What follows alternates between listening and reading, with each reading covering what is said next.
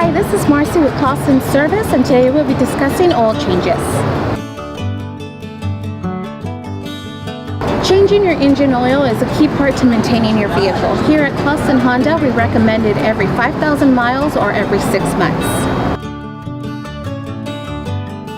Before raising your vehicle, our technicians will check your battery's performance, in addition to the air, pollen, and cabin filters. They will then check your fluids and the condition of the wiper blades.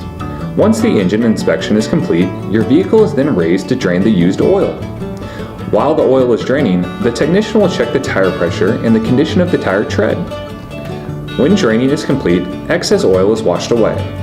The vehicle is then lowered and filled with your vehicle's appropriate oil. One final check of the oil and you're ready for the road. Thank you for watching, and if you need to schedule a service appointment, please call the number on the screen and we'll see you soon.